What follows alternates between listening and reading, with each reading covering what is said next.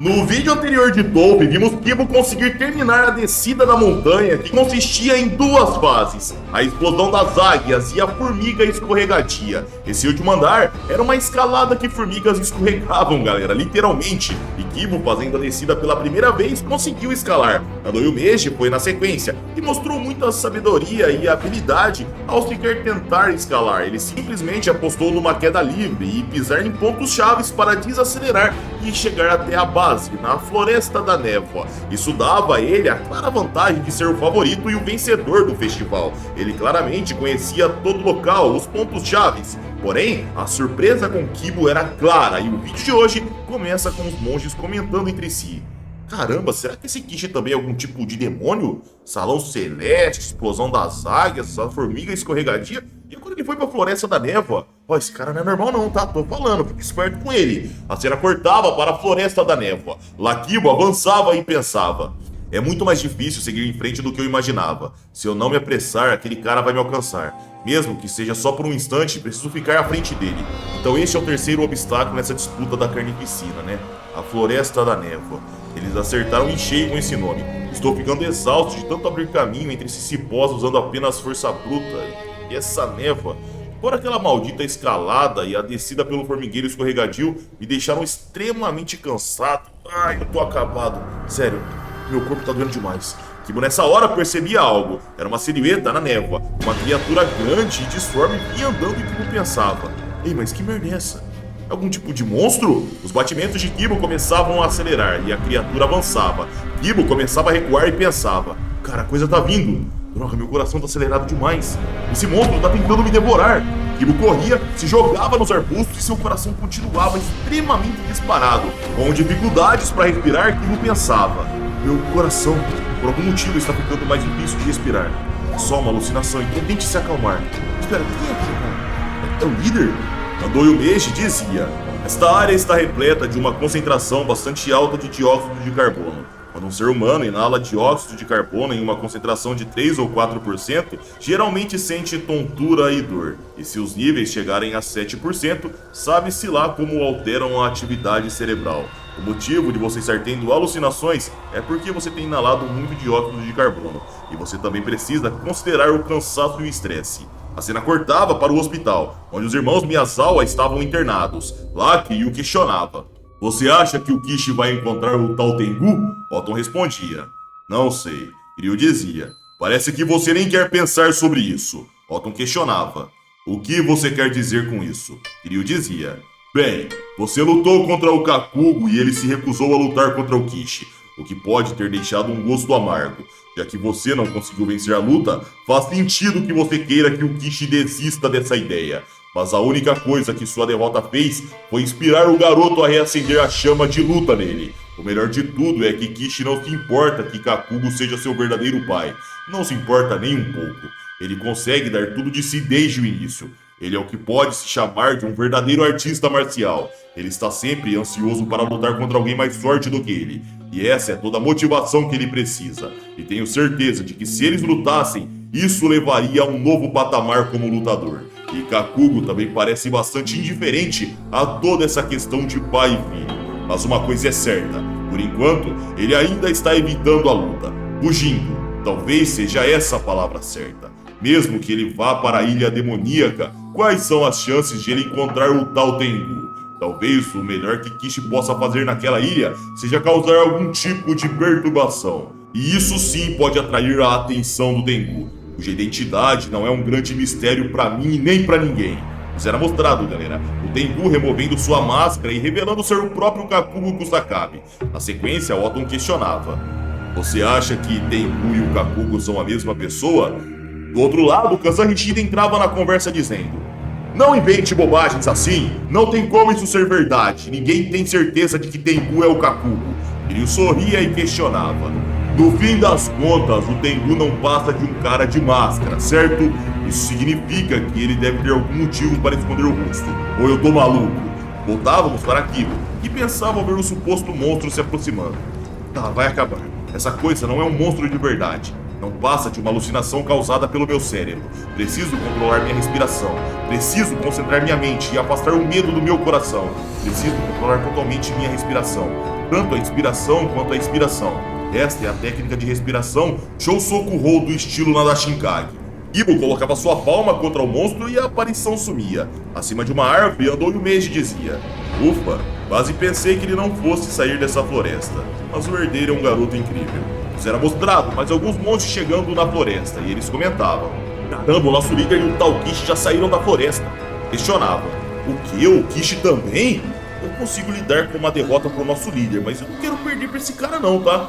Custe o que custar, temos que derrotar esse tal Kishi." A cena cortava para o pântano sem fim. Lá Kibo questionava: "Ah, então esse é o pântano, né?" Kibo percebia algo se aproximando e fazendo barulho. Era um javali que buscava atravessar o pântano e quando não dava mais pé, o animal começava a se afogar. Ele caía naquela água contaminada e sumia. Kibo via aquilo e nessa hora Andou Yumeji dizia: "O pântano sem fundo. Uma vez que este pântano te engolir, você jamais conseguirá escapar de suas garras." Kibo pensava: "É ele de novo."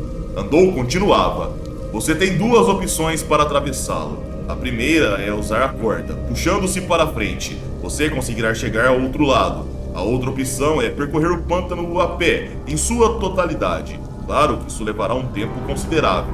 Kibo questionava: "Não me resta outra escolha, não é mesmo?" Com uma corda para atravessar o pântano, Kibo começava a atravessar segurando e continuava devagando. "Nossa, eu tô afundando." Andou Yumeji dizia: "Por favor, tome cuidado, porque isso não é uma corda bamba. Então vai continuar descendo. E se você se afogar, nem eu vou conseguir salvá-lo." Kibo questionava: "Ei, se você não vai ajudar, pode parar de ficar dando conselhos? Admito que você é impressionante, mas estou curioso para saber como pretende atravessar este pântano." Andou respondia: "Bem, existe um terceiro método para atravessar este pântano, que só eu posso usar." Kibo questionava: "Um terceiro método?" Nessa hora nos era mostrado Andou Yumeji saltando pro pântano. Ele parava numa planta e olhava para Kibo como se não fosse nada. Kibo via aquilo e comentava: "Em cima de uma flor de lótus." Andou Yumeji dizia: "Me pergunto, por que meu professor está se esforçando tanto para te evitar?" Kibo questionava: "O Tengu?" Andou Yumeji dizia: "Você e o professor talvez seja a ligação de suas raízes no Nadashinkage?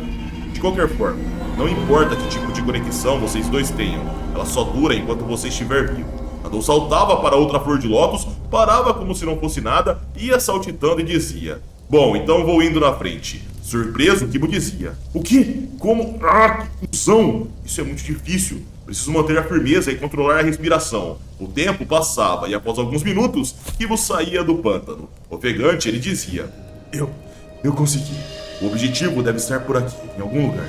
Se eu continuar caminhando por essa estrada, chegarei à linha de chegada." Kibo via uma casinha de oferenda, ia até ela e a abria. Mas na mesma hora, Andou Yumeji aparecia atrás e dizia: "Que pena! Olha só, aquilo pela qual você se esforçou tanto para conseguir está bem aqui." Kibo via uma etiqueta na mão de Andou que continuava dizendo: "Como eu te disse, não tem a menor chance de eu perder para você."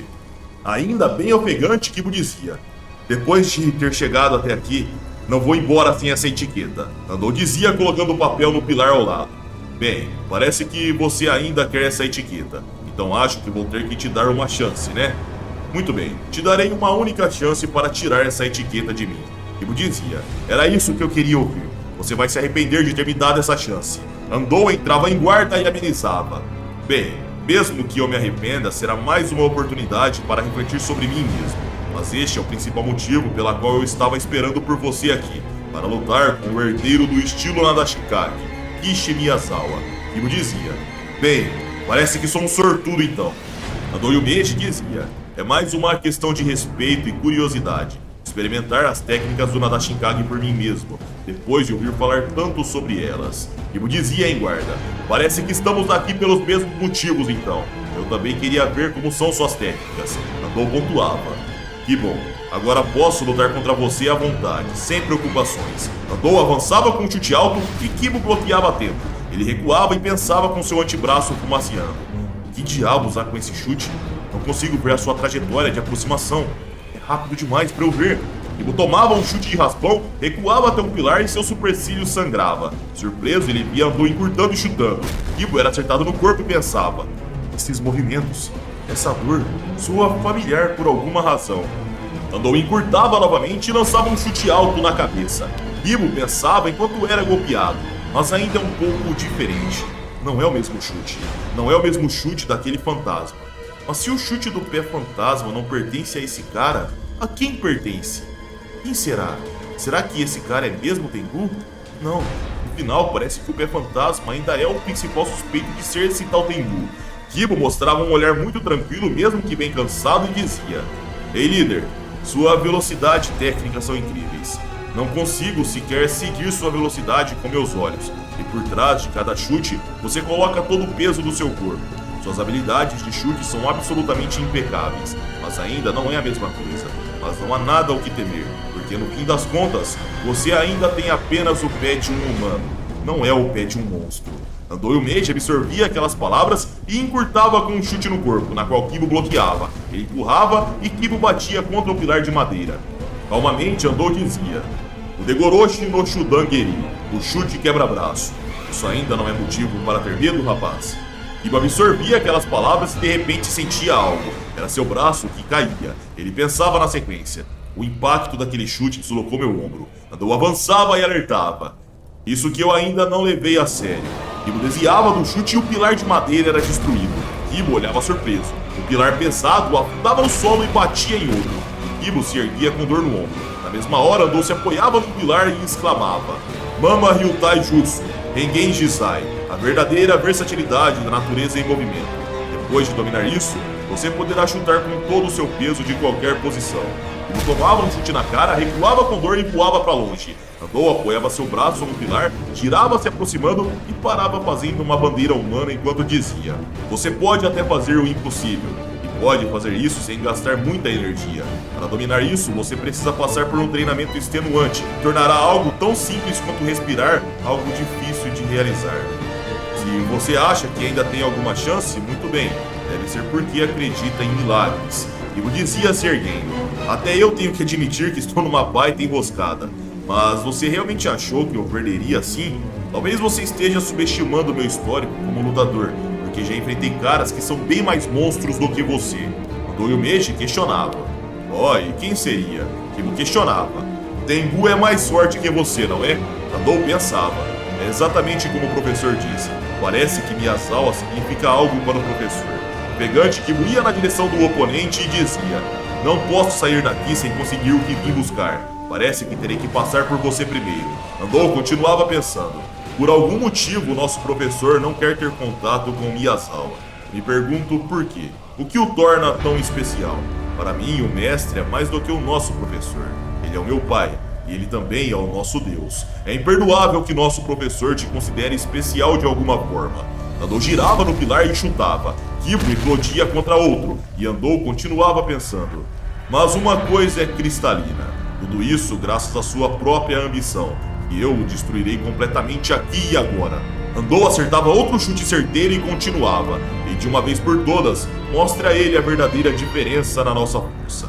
Kibo interrompia sua divagação dizendo: Ô chefe, a técnica, a potência, a velocidade e a precisão de cada um dos seus chutes são impecáveis em todos os níveis. Mas não é a mesma coisa. Eu tive certeza depois de ver seu chute pessoalmente. Há uma pequena diferença na velocidade dos seus chutes, e foi lento o suficiente para eu perceber. Andou questionava. Lento o suficiente para você perceber? Do que você está falando? Até agora estava dizendo que não podia ver meus golpes. Um flashback, Andou Meiji questionava enquanto treinava. Uma técnica que o torna invisível, mestre? Kakugo, como Tengu, via Andou chutar e respondia. Aí está. Novamente, fez o mesmo. Você deveria diminuir um pouco a velocidade e melhorar a precisão. Há coisas mais importantes do que ser invisível. Força e velocidade excessivas não são os elementos principais. Nessa posição você tem que fazer assim. Ao ver o chute supostamente mais lento chegando, Andou subia sua guarda e pensava: Tá, ele está mudando a trajetória no meio do caminho. Antes que ele pudesse se defender, o chute chegava e Kakugo dizia: Por favor, certifique-se de se defender adequadamente. Andou pensava: Impossível.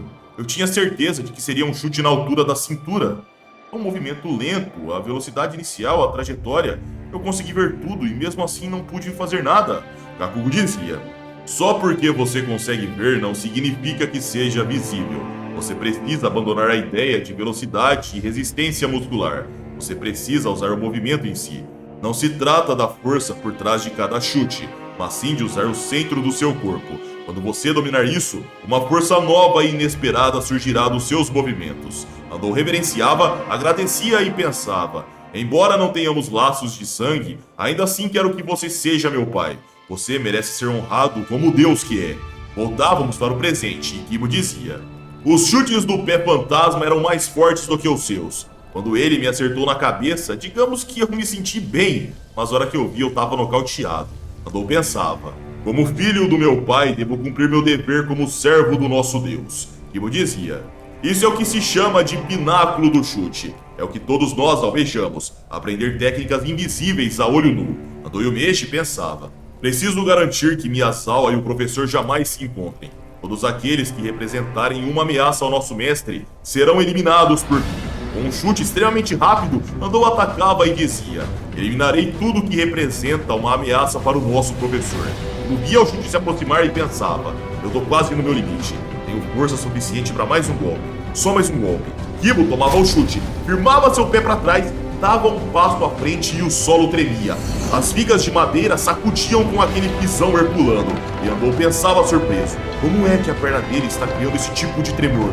Kibo girava seu corpo, fechava sua palma, cerrava seu punho e batia. A massa de ar começava a cortar o ambiente. Pedrinhas acertavam Andou que pensava: essa técnica é a mesma do professor. A técnica que tem sido chamada de golpe final. Genjutsu, o golpe fantasma. Mas como? Como Miyazawa pode usar a técnica do nosso professor? O punho de energia e vento chegava e o rosto de Andou era acertado em cheio. Enquanto isso, ele pensava: a primeira vez que vi isso foi com o nosso professor. Ele usa a própria energia e controla as ondas sonoras através da energia sísmica. Foi como se um punho gigante de verdade viesse voando na minha direção, tão nítido quanto o dia. No flashback, Kakugo, ou melhor, Tengu dizia: ver o que não existe como se existisse é o verdadeiro significado do Ryugen. Forçar o invisível e se tornar visível é o que você chama de Mama. Andou pensava no chão. Ryugen e Mama, né? Kakugo finalizava: abandone seu ego. Quando você fizer isso, nada será impossível. Mas certas coisas permanecerão visíveis para sempre. E volta ao presente, Andou Yumeji pensava: como ele pode ser tão parecido com o nosso mestre? Será possível que outros também tenham recebido o treinamento do nosso mestre? Será possível que eu não seja a pessoa mais próxima do nosso mestre? Caramba, ele é tão parecido com o nosso mestre. Nessa hora, um grupo de monges chegavam e diziam: parece que somos o primeiro aqui. Ao olharem para frente, eles iam. Andou Yumeji desmaiado no chão e eles diziam: Rambo Líder foi derrotado? Ele realmente foi derrotado pelo Miyazawa? Kibo ia até a etiqueta no chão, a pegava e dizia: Eu consegui! Kibo perdia as forças na hora e desmaiava. No mesmo instante, um monge exclamava: competição terminou! O vencedor é o herdeiro do Nadashinkage.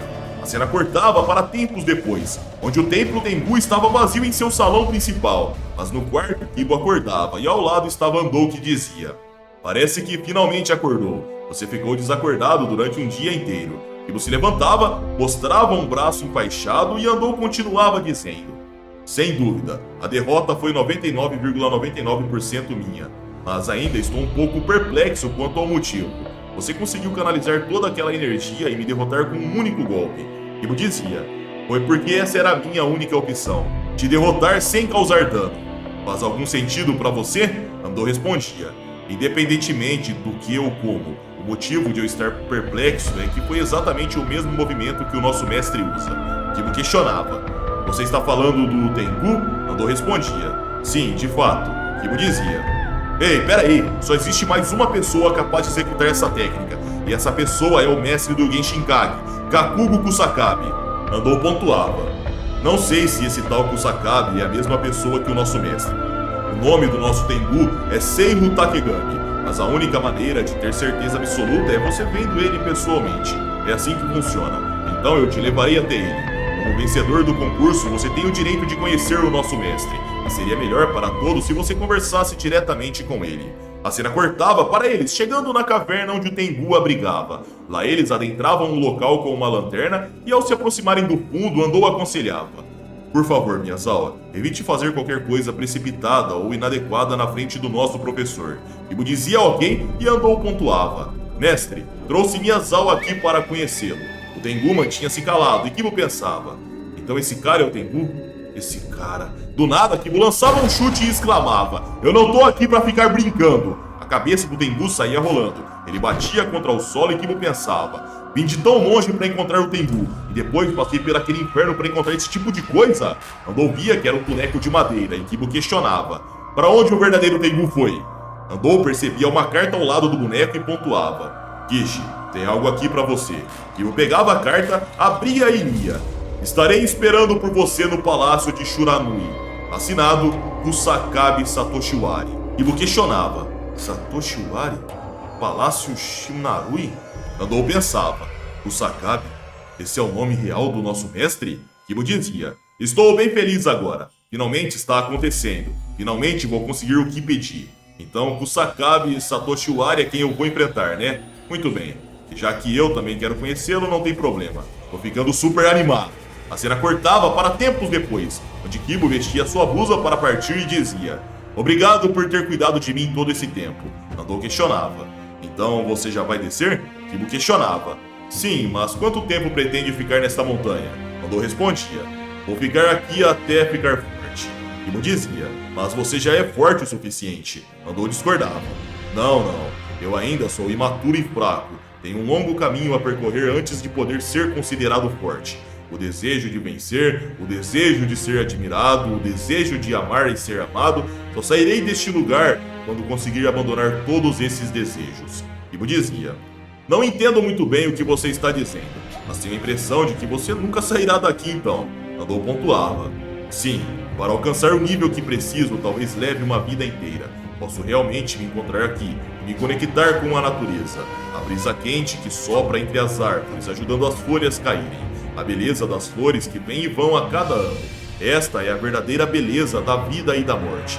Ainda há algo errado dentro da minha alma, e eu preciso consertar isso. Kibo questionava: algo de errado com sua alma? Andou respondia: eu sou um assassino, Miyazawa. Não sou nada além de um vilão com o sangue do meu pai nas próprias mãos. Nos era mostrado um Yakuza assassinado e Kibo pensava surpreso: ele matou o próprio pai? Andou questionava: por mais que eu tente distorcer e amenizar o que aconteceu com palavras, isso não apagará o que eu fiz. Eu matei meu próprio pai quando ainda era um estudante do ensino fundamental. Ponto. Os motivos não cabem mais. No flashback, Kakugo como Tengu dizia enquanto via andou reverenciando: garoto, é evidente que você está mergulhado em profunda escuridão. Todos nós temos nossos próprios demônios que nos afligem. Aliás, a maioria de nós consegue brilhar justamente por causa dessa escuridão. O objetivo é encontrar a raiz da sua dor e purificá-la.